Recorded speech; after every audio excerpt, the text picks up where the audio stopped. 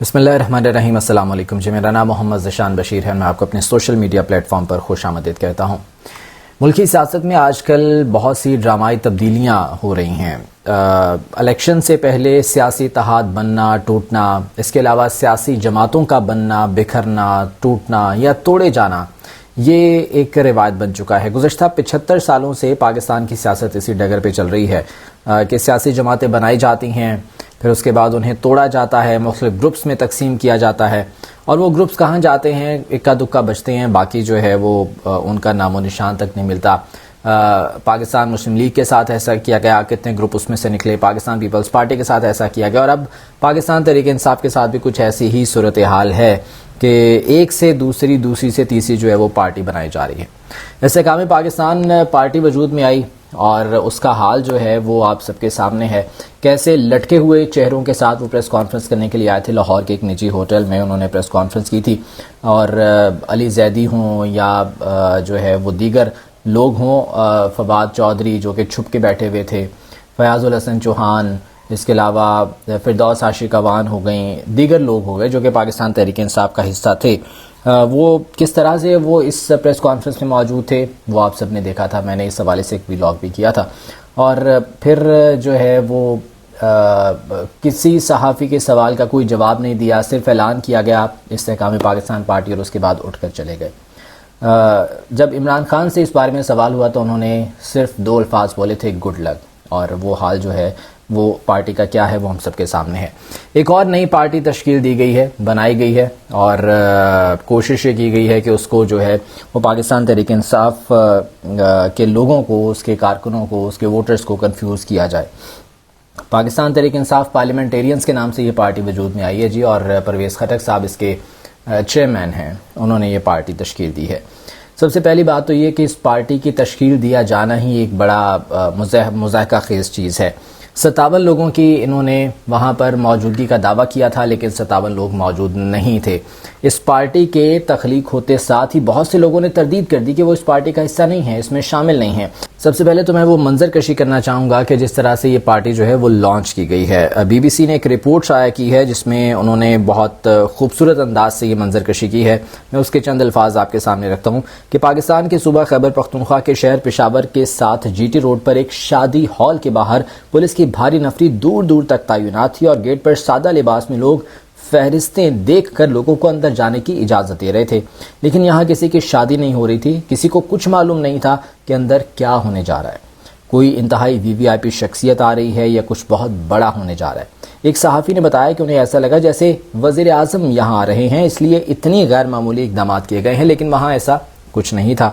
جن گاڑیوں نے وہاں پہنچنا تھا وہ گاڑیاں سیدھا شادی ہال میں پہنچ رہی تھیں، اور ان کے لیے کوئی رکاوٹ نہیں تھی، جبکہ میڈیا کے لوگوں کو تو قریب بھی نہیں آنے دیا جا رہا تھا۔ چند صحافیوں نے کوشش کی کہ وہ وہاں پر جائیں اور اس کی کوریج کر سکیں، وہ جان سکیں کہ اندر کیا ہے، کون کون لوگ ہیں، لیکن وہاں پر صحافیوں کو پکڑ لیا گیا، گرفتار کر لیا گیا، ان کے موبائل فون پولیس نے جو ہے وہ قبضے میں لے لیے۔ پھر ایک سینئر صحافی جاتے ہیں اور جا کے پولیس حکام سے بات کرتے ہیں، تو جن گرفتار صحافی جنہیں کیا گیا تھا انہیں چھوڑ تو دیا گیا، لیکن پھر کہا گیا کہ جی ان کے موبائل فون نہیں ملیں گے، یہ بعد میں ملیں گے، اور پھر یہ جب تمام ایپیسوڈ ختم ہو گئی تو اس کے بعد پھر یہ موبائل فون انہیں واپس کیے گئے۔ بہرحال یہ بھی ایک لمبی کہانی ہے کہ ایک شادی ہال میں ایک سیاسی جماعت کی لانچنگ ہوتی ہے، اور اس طریقے سے ہوتی ہے، ایسے خفیہ انداز سے ہوتی ہے کہ جیسے پتہ نہیں کیا ہونے کے لیے جا رہا ہے۔ جو باخبر لوگ ہیں وہ یہ کہتے ہیں کہ یہاں پر چند لوگ موجود تھے، 57 کی موجودگی کا دعویٰ کیا جا رہا تھا، سپورٹ کا دعویٰ کیا جا رہا تھا، لیکن وہ 57 یہاں پر نہیں تھے۔ تو پرویز خٹک صاحب نے بہرحال جو ہے یہ پارٹی لانچ کی پاکستان تحریک انصاف پارلیمنٹیرینز کے نام سے۔ پہلی بات تو یہ کہ پاکستان تحریک انصاف کا نام استعمال کیا جا رہا ہے، صرف پارلیمنٹیرینز کے ورڈ کا اس میں اضافہ کیا گیا ہے۔ اب ہو سکتا ہے اس کا انتخابی نشان بھی کچھ بلے سے ملتا جلتا رکھا جائے تاکہ سپورٹرز کو، ووٹرز کو جو ہے وہ کنفیوز کیا جا سکے، اور یہی جو ہے وہ ان کا پلان ہے۔ لیکن بہرحال اب جیسے ہی یہ پارٹی معرض وجود میں آتی ہے، اس کو لانچ کیا جاتا ہے، اس کے ٹھیک آدھے گھنٹے کے بعد جو ہے وہ تردیدیں آنا شروع ہو جاتی ہیں کہ جی ہم تو اس پارٹی میں شامل ہی نہیں ہیں۔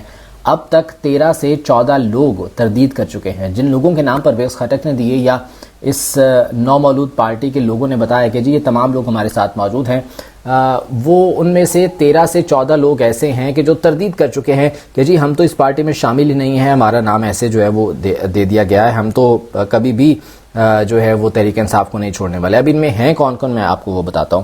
خیبر پختونخوا اسمبلی کے اسپیکر مشتاق غنی, کہا گیا تھا کہ یہ تحریک انصاف پارلیمنٹیرینز میں شامل ہیں, لیکن انہوں نے تردید کر دی.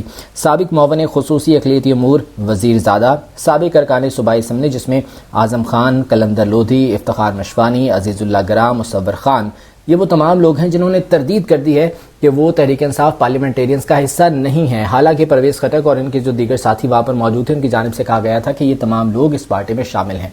بڑی بات یہ ہے کہ محمود خان جو کہ سابق وزیر اعلیٰ کے پی ہیں, کہا جا رہا تھا کہ وہ بہت قریبی ہیں عمران خان صاحب کے, وہ پاکستان تحریک انصاف کو نہیں چھوڑیں گے اور وہ کہیں نہیں جائیں گے, وہ پارٹی میں شامل رہیں گے. لیکن انہوں نے بھی پرویز خٹک کی حمایت کا اعلان کیا, وہ بھی یہاں پر جو ہے وہ موجود تھے. تو یہ تمام تر لوگ جنہوں نے تردید کی ہے وہ تقریباً 13 سے 14 لوگ ہیں, جبکہ 57 سے زیادہ اراکین کی انہوں نے حمایت کا دعویٰ کیا تھا. بات یہ ہے کہ الیکٹیبلز, یہ موسٹلی ان میں وہ لوگ ہیں جو کہ الیکٹیبلز ہیں, اپنے علاقے میں سیاست بڑے عرصے سے کر رہے ہیں, برادریوں کا ووٹ ہوتا ہے, شخصیات کا ووٹ ہوتا ہے, لیکن کے پی کی سیاست خاصی ڈیفرنٹ ہے, جس کا جو ہے وہ گزشتہ کچھ عرصے کے دوران بہت پیرامیٹرز جو ہے وہ چینج ہوئے ہیں. فار ایگزامپل کے پی کی جو سیاست ہے اس کے بارے میں کہا جاتا ہے کہ وہاں کے عوام کسی بھی ایک پارٹی کو دوسری دفعہ موقع نہیں دیتے اگر وہ اس سے مطمئن نہیں ہے. جے یو آئی کی مثال ہمارے سامنے ہے, اے این پی کی مثال ہمارے سامنے ہے.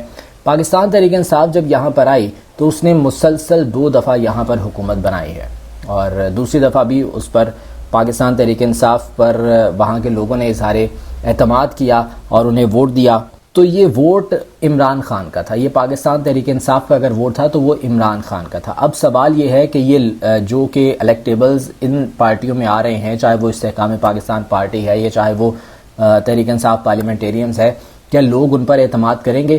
بہت مشکل ہے, بلکہ ناممکن ہے. کیسے اعتماد کریں گے؟ کیونکہ ووٹ عمران خان کا ہے, عمران خان کے ووٹ کو تقسیم کرنے کی کوشش کی جا رہی ہے.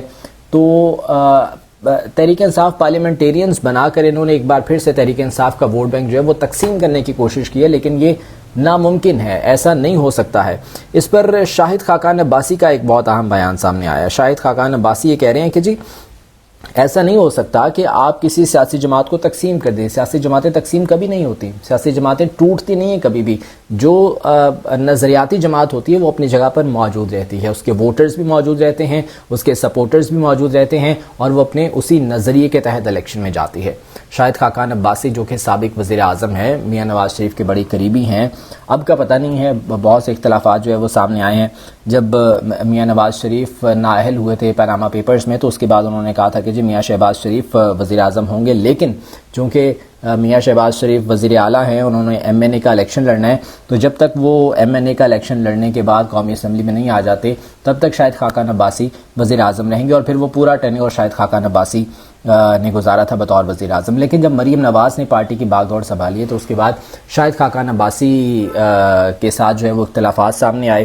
شاہد خاقان عباسی کو کوئی عہدہ بھی نہیں دیا گیا پارٹی میں. اس کے بعد پھر یہ جاتے ہیں نواز شریف سے ملنے کے لیے لندن, اور وہاں پر اپنے کچھ گلے شکوے بھی کر کے آتے ہیں. لیکن ابھی بھی وہ یہ کہہ رہے ہیں کہ ان کے پارٹی سے اختلافات نہیں ہیں, لیکن وہ ان چیزوں کی مخالفت کر رہے ہیں. شاہد خاقان عباسی کہتے ہیں کہ موجودہ سیاست پیچیدہ نہیں بلکہ بے مقصد ہو گئی ہے. اب یہ سیاست نہیں چلتی, اس کو گرا دو, اس کو بنا دو. یہ والی سیاست 75 سال میں ہم نے بہت کر لی. آج نام نہاد احتساب کے ادارے کسی اور مقصد اور سیاست کے لیے استعمال کیے جا رہے ہیں. ایک سینئر صحافی کو انٹرویو دے رہے تھے شاہد خاقان عباسی, جس میں انہوں نے ان خیالات کا اظہار کیا ہے. تو جب ان کے اپنے لوگ ہی ان کی اس جو ہے وہ اقدام کی مخالفت کر رہے ہیں, اس نظریے کی مخالفت کر رہے ہیں, تو یہ کیسے آگے چل سکتا ہے؟ اس کے بعد اب سیاسی جماعت کو توڑنے بنانے کا کام یہ بہت پرانا ہو چکا ہے. لوگ اب اس سے بہت آگے نکل گئے ہیں. ڈیجیٹل میڈیا کا یہ دور ہے, اور لوگ جو ہے وہ انفارمیشن ان کے ہاتھوں میں ہے, گیجٹس ان کے ہاتھوں میں ہے, انفارمیشن آن ہینڈ ہے ان کے پاس, فرسٹ ہینڈ انفارمیشن ان کے پاس آتی ہے, وہ خود اس حوالے سے فیصلہ کر سکتے ہیں. تو یہ بہت مشکل ہے کہ اب لوگوں کو گمراہ کیا جا سکے. تو اب دیکھنا یہ ہے کہ یہ پارٹیاں بنا کر کتنی دیر جو ہے وہ چل سکتے ہیں. اب اگر تو تحریک انصاف پارلیمنٹیرینز الیکشن میں جاتی ہے تو دیکھنا ہوگا کس منشور کے تحت جاتی ہے. لیکن یہ ایک بہت بڑا سوال ہے کہ جس کی لانچنگ اس طرح سے ہو رہی ہے کہ وہاں پر کسی صحافی کو جانے کی اجازت نہیں ہے, اور انہیں یہ کہا جا رہا ہے کہ جی آپ کو خبر, آپ کو ویڈیو ویژولز, آپ کو فوٹیجز جو ہے وہ ایسے ہی مل جائیں گی. تو اگر وہ الیکشن میں جاتی ہے تو پھر اس سے کیا ایکسپیکٹ کیا جا سکتا ہے. استحکام پاکستان پارٹی اس کا بھی ابھی یہی حال ہے, وہ بھی تقریباً ٹھوس ہو گئی ہے, اس کا بھی جو ہے وہ کچھ عطا پتہ نہیں ہے.